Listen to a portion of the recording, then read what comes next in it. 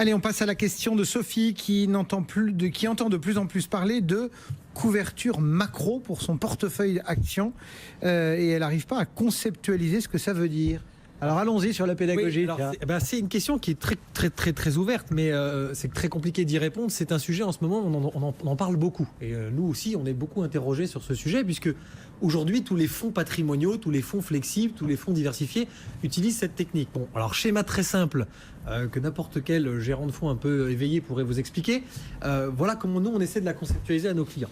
Vous imaginez, Cédric, vous voulez investir dans un portefeuille d'actions et vous vous dites, moi j'ai une conviction sur les actions européennes, en particulier sur la consommation européenne.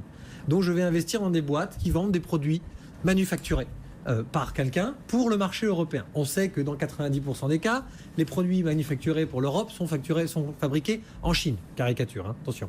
Et donc on sait que dans 60% de nos produits de consommation, électronique, matériel de transport, etc., il y a du cuivre. Donc on sait qu'à ce moment-là, la Chine va simplement acheter du cuivre pour faire des produits de consommation qui seront ensuite vendus sur le marché européen, ce qui satisfera les entreprises dans lesquelles Cédric a investi. D'accord. Imaginons que la consommation européenne se casse la figure et que votre choix n'ait pas été le bon. À ce moment-là, vos actions européennes vont se casser la figure.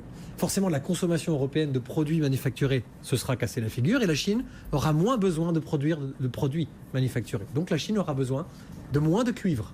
Donc qu'est-ce qu'on va vous conseiller à vous, Cédric? C'est sur une partie de votre portefeuille, 80%, vous allez prendre des actions européennes en direct et sur 20% de votre portefeuille, vous allez prendre des options de short sur le cuivre. C'est-à-dire vous allez prendre une couverture sur la baisse du cours du cuivre. Comme ça, si le schéma que je vous expliquais arrive, c'est caricatural, je le redis, si les actions européennes se cassent la figure parce que la consommation européenne s'est cassée la figure, la Chine aura moins besoin de produire des produits manufacturés, elle consommera moins de cuivre, le cours du cuivre se cassera la figure. Votre option se déclenchera et vous gagnerez finalement des points. Alors ça ne vous fera pas gagner d'argent, jamais. Mais au lieu de prendre un moins 15 sur vos actions européennes, vous ne prendrez qu'un moins 5. Et par les temps qui courent, c'est simple à comprendre. Il me semble que c'est de bon père de famille que de raisonner comme ça. Merci beaucoup à tous les deux. Merci le temps file à toute allure.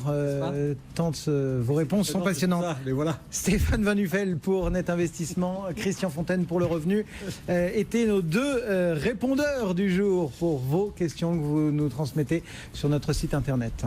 BFMbusiness.com. Chaque jour, le CAC 40 est quasi en train de revenir à l'équilibre. Toute petite baisse encore de 0,03, mais la tendance est en train de s'améliorer. On va vivre ça dans un instant avec Guillaume Paul pour le RH.